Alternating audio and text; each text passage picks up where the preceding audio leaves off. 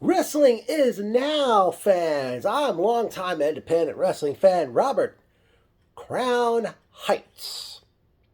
Was quite an event that took place from Sucker Roof in Brooklyn, New York, and it was my first W.I.N show since when it all falls down back in September. Uh, by the way, this building is, as I said, Sucker Roof on Atlantic Avenue. It's only a block away from. You could take the A or C train to Utica Avenue train station, and you just walk down. Not far to get to. Show didn't start on time, and we actually had two pre-show matches. First was a four-way matchup, which saw Anthony Gracia versus John the Animal versus Carlos. I apologize, I didn't get for not getting his last name. Versus Michael Fane. Michael Fane defeated John the Animal, Anthony Gracia, and Carlos did not get his last name at 3 minutes 31 seconds. I remember seeing Michael Fane in House of Glory. I don't know if he doesn't work for them anymore or what the deal is.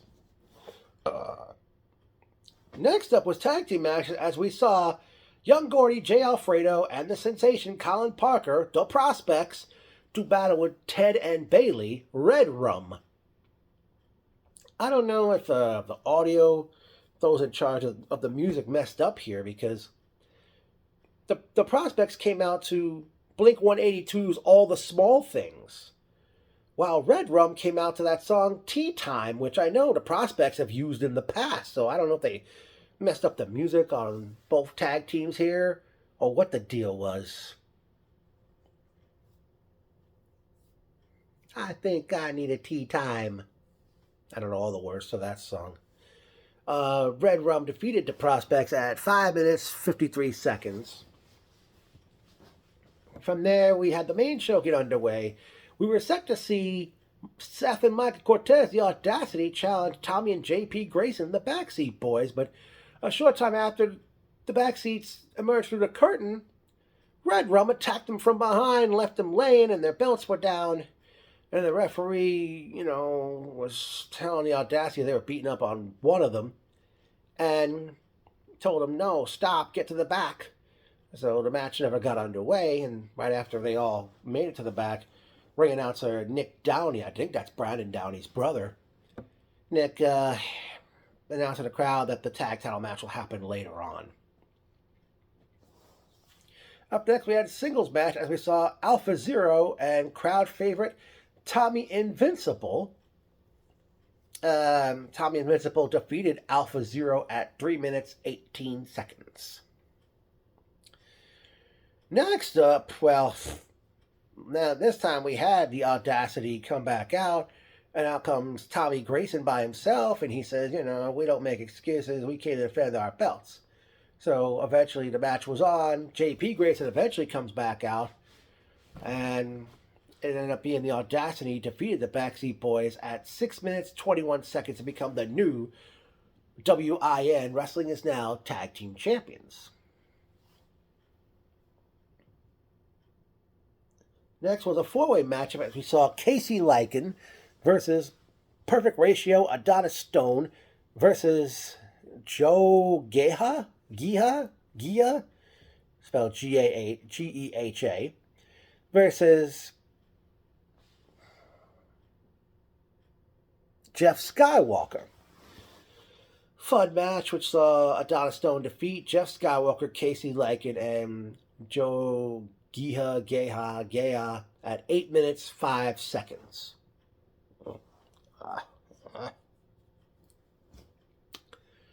Alright, from there we had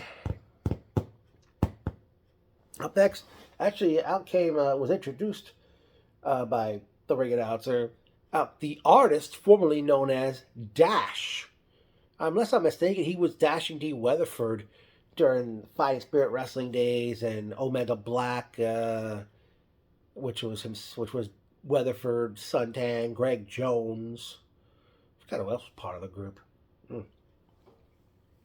He comes out and he's dressed up like, I couldn't quite hear the song he came out to, but he was dressed up like the late Prince from his Prince's days as Prince of the Revolution. Mm. And he took the microphone. He brought a young lady into the ring who was sitting in the crowd, and he issued an open challenge to Santana Jackson. For those who don't know, Santana Jackson, just picture the late singer Michael Jackson if he was a wrestler. No word on. And then that was, kind of a quick promo there. But right after that, we got on to our next matchup, which saw Brandon Downey do battle with the superstar Whiplash, who was accompanied to the ring by someone. I don't know if that man even got an introduction from the ring announcer or not. Whiplash defeats Brandon Downey at 6 minutes 28 seconds. Next up was a triple threat three-way matchup to determine a number one contender to the heavyweight championship. And we saw Inner City King Jorge Santi versus Channing Decker versus Hamlet Hurts You, and I. And he was accompanied by, I guess, his follower, who was handcuffed to the ring post. This was a very good matchup here, and the fans were like, oh boy, wanting to see Hamlet dance. Three-way match, sorry. Eventually, let me see. Oh, Hamlet had a present for Channing Decker. It was like a little bag, and I don't know what it was. I can't remember right now. Wow. I know what it was. It was like a little bottle of either, I don't know, it was hand sanitizer or baby oil. And eventually, I think Decker was out on the floor, and Hamlet took some of that baby oil / hand sanitizer, rubbed it in Santi's eyes, and Hamlet ended up getting the pinfall over, defeating Santi and Decker to become the number one contender to the heavyweight championship. And right after that, Santi set Hamlet's follower free, seemingly. Like, unhandcuffed him, and Hamlet was chasing him with a chair and stuff.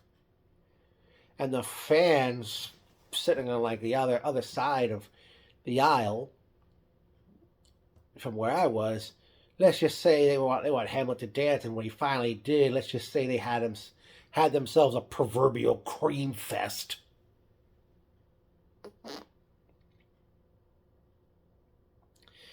Okay, then we have actually at this time out came Anson Maxwell. I don't know what happened here, because when he came out, at that point I had to go use the bathroom, because this show ran straight with no intermission, because it was streaming on some kind of pay-per-view streaming service. The show was done live on. I think, eventually led up to Adrian Santos taking on J.J. Does for the heavyweight championship in a match that was refereed by La Casa. Casa's referee, Ozzy, not Ozzy Osbourne. The match was on. Anson Maxwell, at one point took his jacket off, handed it to somebody in the crowd. And I forgot what happened, but Maxwell comes in the ring while the match is going on. And he's arguing with Ozzy. Eventually, Adrian Santos, he gives J.J. Does a pile driver on a chair out on the floor, and Santos pinned Does right there on the floor at 8 minutes 51 seconds to retain the heavyweight championship.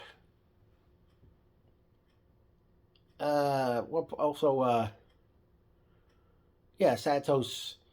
I'm sorry, it was Ozzy. He ended up looking like he tried to clothesline Maxwell until Does attacked Ozzy from behind, and Ozzy was like trying to get up as we led up to our next matchup, which was the main event, a 6-man tag team action, as we were set to see PJ Savage and Invitational champion join forces with a mystery partner to do battle with representing La Casa, Joel Maximo, Chavo Guerrero Jr., and Steve Pena, accompanied by Skills the Great. Well, Savage and Face were ready to go in the ring, and all of a sudden some familiar came out music came on, and it was the very first. Yeah, I believe it was. Yeah, he was the very first Wrestling is Now heavyweight champion. The cause of it all, Joey Conway, who he had gotten injured earlier this year, and he got more tattoos, and I think it's safe to say I don't know if he's 100%, but he was in this match, and the match actually, I think the bell did ring. Conway went after Pena.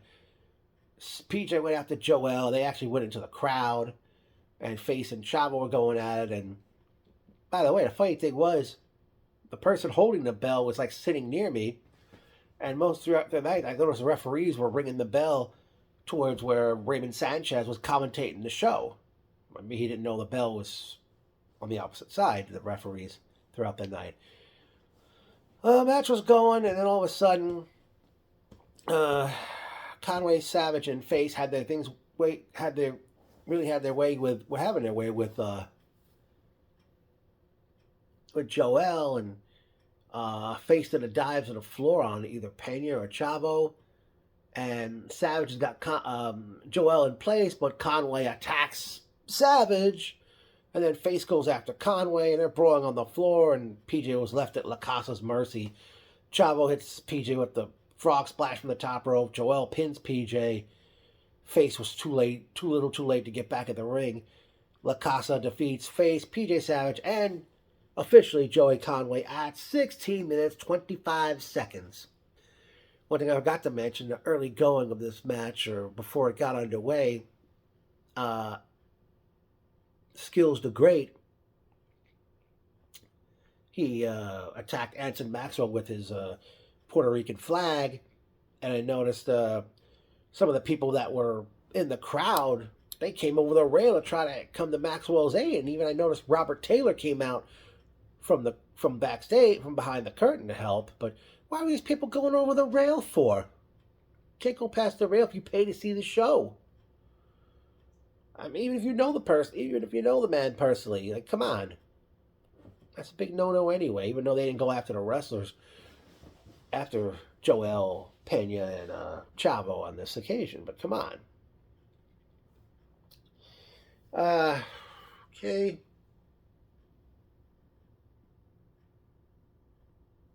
Personal notes time. It was good seeing my lovely friend Ariana. Michael, Jay. Who else I remember seeing? Michael, Jay. How can I forget? Joel Maximo makes it all possible. Elena. Suntan before I took my leave. Stella and Novi.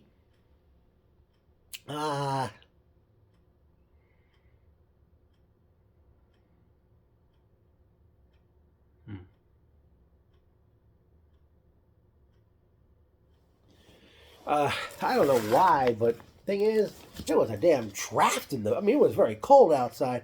There was a draft in the building. I don't know if it was coming from behind the curtain or from every time somebody came in and out the front door. And also, the sound system was not so great, and the music wasn't too loud, and also the microphone on the ring announcer died before the show ended. Looking back, I should have took my megaphone out of the bag.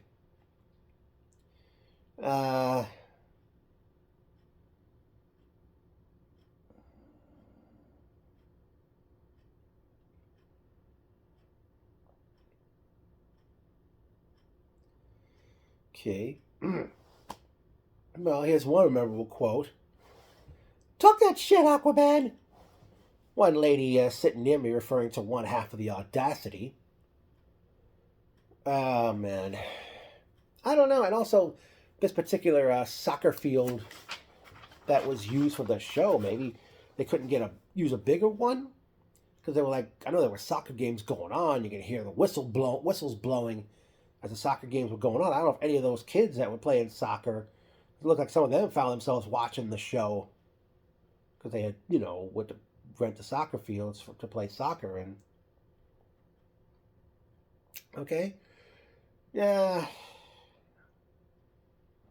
I mean, Wrestling is Now. I don't know if you ever would ever plan on going to have a show in Long Island someday. I know two individuals that probably would go. But speaking of future shows, it was announced to the crowd that wrestling is now will kick off 2025 on Saturday, January 25th, from the Knights of Columbus, the Phil Sheridan Building, the Mecca in Ridgefield Park, New Jersey. Now, earlier in just days before this particular show I'm going over with you folks, it was announced on Wrestling Is Now social medias that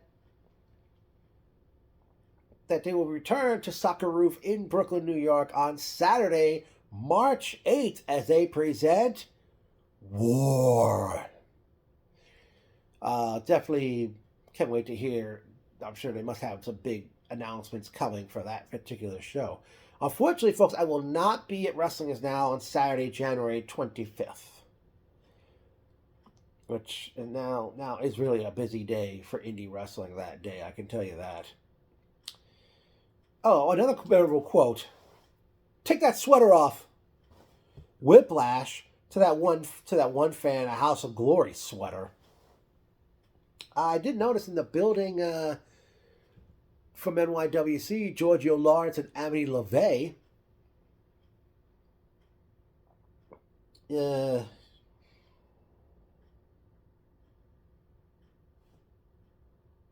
I don't know if they were helping out or they're trying to get booked there someday or what their reason for being there was, other than Joey Conway, I would think.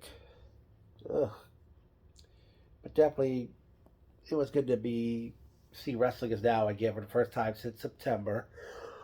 Oh, what a rush. One thing I gotta say about Soccer Roof, the men's bathroom was filthy. Oh, messy on the floor and stuff. Okay. I mean, maybe at future W.I.N shows at Soccer Roof, maybe use one of the other soccer fields to do a show. Maybe if you could find a way to do the show in a bigger soccer field.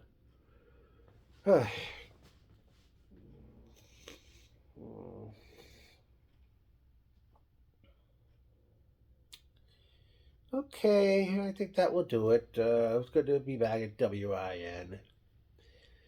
Again, won't be there January 25th in New Jersey. But W.I.N., W.I.N., W.I.N., W.I.N.